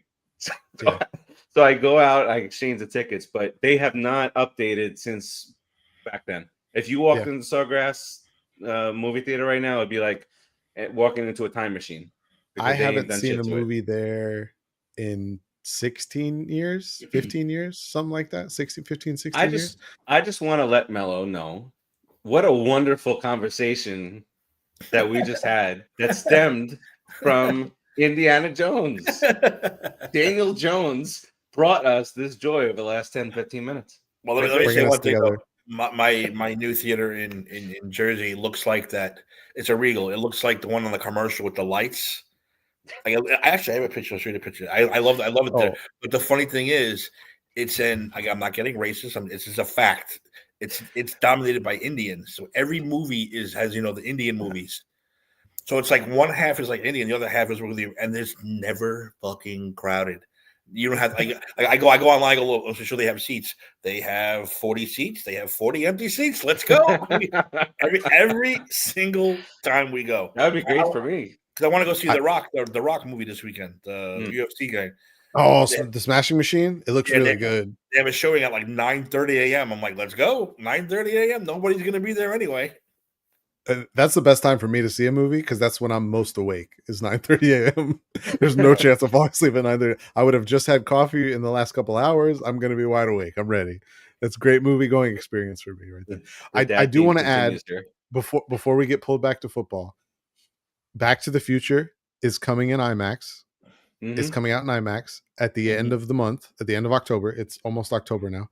I will be coming down, Steve, to see it at the only actual IMAX theater in the state of Florida. The IMAX theater.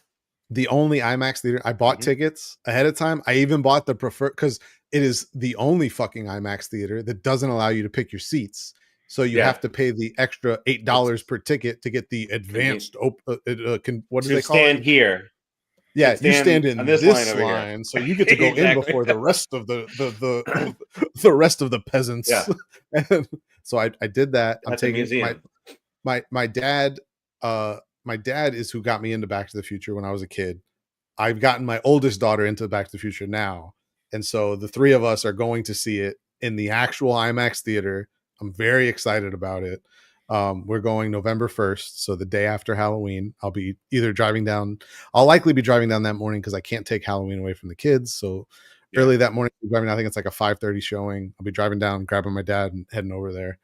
We'll see how they're going to have a Back to the Future like Broadway type show at the Broward Center for Performing Arts. I don't know if it's called that or not, but that, and they're also going to do a Catch Me If You Can. I'd love Catch Me If You Can. One of my favorite movies. One of my favorite movies. Love it. Back to the Future and Rocky 4 on the same day. How classic is that? That's how classic is that? See, this is the kind of shit I could talk about this shit for fucking hours and hours and hours. Like, let's get these picks wrapped up in 20 minutes. So I cannot get some clips. Express how excited I am to see Back to the Future in IMAX. I've seen the movie 10,000 times, and the fact that I get to go see it in IMAX, I'm gonna have to look that up right now. Actually, I'd like to go see that too in IMAX. They've got it. I don't think my son's ever seen it, so it'd be good. Tim, get the IMAX tickets. It's playing. I want it. It's not just like a couple days. They've done it. It's like a couple of weeks. They're running it in IMAX. I'm gonna take a look. First time ever it's been dropped in IMAX. And if you're gonna do it, so like some movies, like I want to see them in IMAX, I'll just do the little cheap fake IMAX theaters close by. But for Back to the Future, I'm like, I need the real deal. I need the real deal for that one. That's a special movie. My only complaint is we have 4 in New York, 4. But there's only one good one. We have one in the entire southeastern region of the United States. We need more IMAX theaters. Real ones, 70 millimeter, real IMAX theaters, not this fake shit when you go to the AMC theater and it's like, oh, so the screen's a little bit bigger, so it's IMAX. No, it's fucking not. It's not the same. Yeah, we put a glare, nice sheen on the screen. Doesn't have any holes in it. That's what. And the other thing that's on the bucket list is they're starting to do movies in the Sphere, and Vegas. I need to experience that.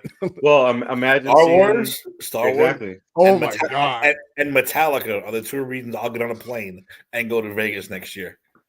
Yo, Star Wars in the Sphere would be fucking bonkers. No, Timmy, we gotta get you on the Madden bus. I will get on the Madden bus. That's right. I'm not gonna lie. If Timmy's doing a Madden bus, I'm gonna fly to New York just to ride the bus with him to Vegas. All right, let's reel this baby back in. Let's go back to week 5 picks here. No, that was maybe fun. We can't blame it all on baseball now. You see? What's the score of this stupid Dodgers game? Oh, that's right. I forgot there's baseball still going on. Stupid. 8-0. Yeah, good for you stupid bum ass Cincinnati fucking Reds. You stupid assholes. Celebrating that stupid doofus. I don't even know what kind of dance was he doing in the Reds clubhouse. Fuck. All right, let's continue on here. Blake Snell is throwing a fucking gem right now, in case anyone was wondering. Hunter Green got tore up. Oh, that was the big matchup. Green and yep, the guy you just said. American Werewolf Blake in London Snell coming to the theater for Halloween. What is American Werewolf in London? Really? I love to watch that in the theater. Tim, not to bring us further off track, but Tim, do you ever go see Broadway shows? Yeah. Well, I'm not often, but I would go. Like I don't go as much as I'd like to. Last time Harry Potter. We came up the last time I was there. We came up and we went and saw Aladdin at the main one. I want to do some off Broadway ones. But we went to the big one right there, and I was kind of super impressed by it. I was like, "This is actually a lot of fun. Like I could do this." We're seeing Harry Potter again in January because the actual Malfoy is playing Malfoy. But yeah, the cursed child. Yeah, Harry Potter blew me away. I don't want to ruin it for anybody, but like the Dementors. They like fly like you're like, oh shit, there's a Dementor in here. Like you're like, whoa, okay, man. But they do shit on stage, the spells and stuff. I'm like, I don't know how they just did that. I don't know how they did all the polyjuice potion where you make you change to someone else, and it looks like they just changed to someone else. I'm like, what just happened? But yeah, the shows are really good. I'm a big fan of Broadway show. I was blown away. I will say the one saving grace of the Disney cruise is that they have Broadway shows on the cruise, and they are supposedly, from what I've read online, they rotate the same cast and crew from what they have in New York for Broadway onto these cruise ships. And I believe it because we saw Beauty and the Beast on there, and I was very impressed. It was very good. I've heard the same thing. Yeah, we went on completely opposite cruises, you and I, over the last. Well, I'm going on another one right after Thanksgiving Disney, on Norwegian. Yeah, well, Norwegian's still kids, but still. Why don't you guys make a New York trip? Yeah. Come up and say hi. I would love to. It's my favorite city to go to for 4 days at a time. No more than 4 days, though. I can't do more than 4 days. After 4 days, All I'm right, like, I want focus. to get out of here. Reel it back in. Come during Christmas time. I don't threaten Love me it. with a good time. It's That's fine. amazing. We came 2 Christmases ago, and it was fucking magical. I loved it. Listen, I remember, we're gonna get way off topic. Going into a bar on Steinway in December, walking out with a whiskey, but also walking out, even though it's like 35 degrees out, with really no jacket, short sleeve, because the whiskey warms you up. Okay. There is something special about being in New York City with an alcoholic beverage in your hand and coming out to that nice cool weather in that time of year. It's magical. I love it. 91 degrees here today. Okay. It was only like 80 91. here today, but it rained all day, so that's why. It's stifling out there. They also have it in 40X, Back to the Future. Of course. Ooh. Oh wow. Ooh. That I got a neck issue. Should I go? I'm intrigued. You shouldn't go. All right, be intrigued by week 5. Broncos, Eagles. Broncos head cross country to the Eagles. Eagles are 3.5-point favorite with their shitty ass offense. Timmy T, who you got here? Unfortunately, the Eagles. Stupid fucking Mark Wahlberg Eagles. I don't like the Eagles to cover, but I do like the Eagles to win. I don't know what the hell I just did here. All right, so what we could do here is you just tease the Broncos down to plus 9.5, baby. Bam. Just to That's not just a bad to idea. you add into the tease, you get a 7. We're already up to a 3-team teaser already. Yeah, we got 3. We'll have it 2. We have 3 more. We can do a 6-team. We can do it. Just wait for it. Stop it! You're getting me excited. All right, next up, the Cowboys had to play the Jets. The Cowboys are a 2.5-point favorite here. Ant, who you got here? God, I hate this game. I think the Cowboys just played in their Super Bowl and tied. I kind of want to take the Jets to get their first win. I think I'm gonna take the Jets to get. Yeah, I think I'm gonna take. Spicy, Ant. Spicy. I think I'm gonna take the Jets. It's in New York. I think I'm taking. Yeah, give me the Jets. I'm taking an underdog, but I think the Jets. Yeah, give me the Jets. Wow. So I just want to say that there is a very good New York underdog parlay if you're going with the Jets. So there's 2 New York teams who are underdogs that Wife's you gonna be might asking me, what are all these Hard Rock bet deposits you made? Nothing. Don't worry about it. And you know what I love when Hard Rock Bet, when you make a deposit, congratulations. You deposited money to lose. Congratulations, you just lost money. Terrific. Yeah. Thank you for your deposit. It is the regular season, and it's the Jets just look like a disaster. And it's regular season again, so Dak is going to play fine. So I'm going to go with the Cowboys here, unfortunately. Timmy? Yeah, unfortunately, I got to go with them too. But I wouldn't be upset if the Jets won. No, not at all. We actually will take that. The Dolphins, we talked about this a little bit earlier. You mentioned Dolphins are a 1-point favorite heading into play Carolina, play the Panthers. And this could be another underdog. This could be a third. Throw a little Carolina. I told you earlier what was going to happen in this game. Yeah, I told you earlier. Oh, Carolina undefeated at home this season, winless on the road, and they're at home. Just throwing that out. That must mean I'm going to go with the Panthers here. Yeah, I'm taking Panthers. The Panthers, Jekyll and Hyde. Well, I was going to say, I don't know why I was going to say Tennessee. Tennessee, I mean, Cam has already said that they're playing like ass. So at least he's realistic. They need to fire their coach immediately. Yesterday. Yeah, don't waste talent there. Timmy, I did see a funny post online regarding the Titans, and it was that the fan base wants them to hire Brian Flores as the head coach and Mike McDaniel as the offensive coordinator. And I swear to God, if that happens and they're good, I am probably gonna turn into Taxi Driver or something. I don't know. It's gonna be good. Crashing out. Oh, Taxi Driver. The ant crash out is upon us if it happens. If that happens and they're good, I'm done. I'm done. All right, Timmy, who you got here? First of all, over your right shoulder, Ant, it looks like there's like a ghoul or like a shadow man like staring at you. Oh, Hold on. Slender Man. Slender Man's bending over. It's like two eyes. Yeah. Move over to the left like it. This Ant. Do this. It's just random shit everywhere. That's why I don't turn it on. No, it's the chair. It's the back of your chair. Yeah, blur it out again. Put the blur out again. Like she looks like two eyes. Move over that way. It can almost be Darth Vader. Darth Vader standing behind you. Yeah, he's right behind you. He's about to rage. Panthers for me. Panthers. Panthers. That's a Panthers clean sweep. Well, all right. Next up, the Giants and the Saints. Timmy and I picked this a little bit earlier. But Timmy, you start off with this guy here. I swore I wouldn't pick them the rest of the year, but I gotta go with them against the Saints and with the little momentum they built in the last week. Can you change the graphic just so I can see Sorry, it? my bad. Stupid producer. Hey, it's in New Orleans. Your fucking job, motherfucker.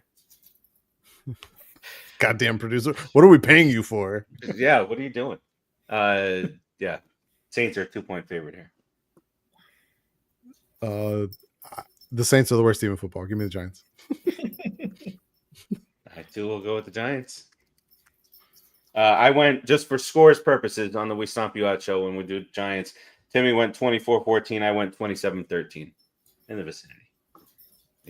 Give me 31-13. Or 31-17. Sorry. 31-17. Don't get us hyped up enough to think that we're going to score 30 points. What are you doing? I added 4 points to one of your totals, and all of a sudden it doesn't matter. It's the threshold. It's the threshold. It's the 30. Ooh, 30. It's the fucking Saints. They're going to give you guys like 4 turnovers. This is the game that we score 2 field goals. This is this is normally what happens. But you're implying that the Saints defense is going to slow you guys down, and I don't see that happening. They have Olave. Okay, I gave him 17 points. What more do you want? 50 yards a game, he goes. All right, Bucks heading way cross country to play the Seahawks. Seahawks. What's the Thursday night game? 49ers Rams. Oh, wrong NFC West team. Continue. For some reason, I thought Thursday night was Seahawks Niners, but they played last Thursday. That's right. That's what happened there. All right. Baker heads northwest to play Darnold and the Seahawks. Seahawks are a 3.5-point favorite here. Ant, who you got here? I never like Florida teams going to Seattle. It's a very tough travel schedule. Yeah, sticking with it. Seattle. I'm going to go with the Seahawks also. And it's not the Baker hate that Melo thinks I have, but it's not sustainable to continuously have to come back and mount a fourth quarter comeback and not have this game against the Eagles. He kind of reversed it. He was having a decent game and then threw the pick, but it's just not sustainable. And the Seahawks are playing good football right now. The run game's working. Darnold's doing fine. Defense is okay. So I'm going to go with the Seahawks. Timmy? I'm actually going to go with the Bucks. I think they're going to bounce back. They're going to be a little pissed off about last week, and they're going to come out and play. I'll take the Bucks. The Bucks. All right, here's another tease. Cardinals. But I think we can all say we're going to go with a Cardinal sweep, but it is tease-worthy. Which way? Which way? You could go either way on that minus one. 15. Yeah, we'll go minus 7. You could literally tease either side of that, and I'd probably be okay with it. That's right. All right. Cardinals clean sweep there. Next up, we got the Commanders and the Chargers. Again, I don't remember what side of this you were on, Ant, but we weren't too high on the Commanders. At least Team and I were NFC East, but they now have their opportunity with the Chargers, but they go to play the Chargers out west. Chargers are a 3-point favorite here. I am going to go with the Chargers on a bounce back. They're coming home. The team still has not a good quarterback playing, so I'm going to go with the Chargers. Is Jaden not playing again? I think he's playing. Really? Did they? I thought he was I thought coming he back was this week. playing. Even if he is, I'm still taking the Chargers at home. I thought he was playing, but I'm going to say Chargers at home anyway. It says prognosis good. Chargers open as early favorites. What did it say here?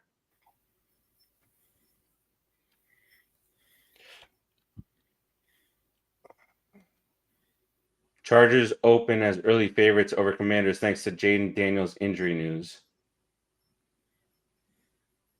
Maybe he's not. Makeshift offensive line. They say he was expected to return in week 5 as of last week. I don't see any recent injury updates though, which is kind of scary. Yeah, I'm gonna say that for the picks, I'm gonna go. Well, either way, sorry, I'm gonna go with the Chargers here. I don't care if he comes back or not. I'm going with Chargers anyway. Yeah, Timmy's got Chargers. I'm very worried about the Chargers offensive line because of all the injuries they sustained. I will reluctantly. I'll still take them though. Okay. Next up, I'm not asking about this, is the Lions. There's another tease. Opportunity Lions heading to Cincinnati to play the Bengals. They're a 10-point favorite. I think we can also. God, there's some great teaser games this week. That's right. And right on the heels of that, here's another one, fellas. Pats at the Bills. Bills are a 7.5-point favorite here. Bills. I'm taking the Bills, but that's a frisky game. Drake May has played season down really to 1.5. well. Easy. Yeah, Drake May has played very well. He's played and really well. In one of my leagues, I have him and Baker, and every week I'm like alternating back. They're within like three or 4 points of each other. That is your Sunday night game, and then your Monday night game here. If we can get through this in the next 3 minutes, I would love it so we can make some clips. Chiefs are a 3-point favorite at the Jags. Give me the Chiefs here. Chiefs. Agreed. Not messing around. We have a lot of lopsided, a lot of high. The Chiefs probably cover that one too. But there's some ample opportunity here, Ant. For some teasers. There's some really nice teasers on there. Figure that shit really out. Nice teasers. Let's make some money this weekend, fellas. I'm on board. All right, let's get out of here. I'm mushing. I'm taking a break. Oh wait. Yeah. I'll do my roundtable really quickly. That's a good friend. If you know you're mushing, you stay out of it. I'm out. I'm out for a while. Well, actually, I also haven't received a check from disability yet, so I got nothing. I got nothing to bet with anyway. So I'm double out. I'm mushing, out. and I need the money. I can throw out some Monopoly money to fake it out, but I can't do anything else. I'll make my roundtable quick because I'm gonna side with the boss today and not try and push it over 2 hours. I'm excited for Back to the Future. You need to be watching Peacemaker, and I hope the Dolphins lose the rest of their games. Have a great night. See, we're on the opposite end of that. I was thinking about that this morning. We actually, want to get build and do move forward where other teams are kind of backing up. You have the quarterback. You don't care if you have a high first round pick. You have the quarterback. You're already there. You watch your mouth. You don't jinx us like that. I don't like it. We think we have our quarterback. I said my negative things about him earlier. I thought the accuracy could have been better. Decision making was Game good. Game one. He got sacked 5 times. Took smart sacks too. Timmy, what do you got here on the way out here? Go Big Blue, and I am the prime eagle. Oh, I like that one. I like That's it. Peacemaker reference. I love it. And I got to catch up. And then also got to start catching up on Gen V. Was that on episode 4, 3, 4? I don't watch 2? it. Better hurry up. You're running out of time. All right, let's get up on out of here, and we will talk to you guys next week. Peace out. We're gonna make it. I can even pause here for a second. Oh, don't tempt me. Don't tempt. Everything will freeze up. I'll be out 2 seconds at one time. All right, let's get out. The Florida Panthers win their second consecutive Stanley Cup. For the first time, the NBA champion resides in Oklahoma City.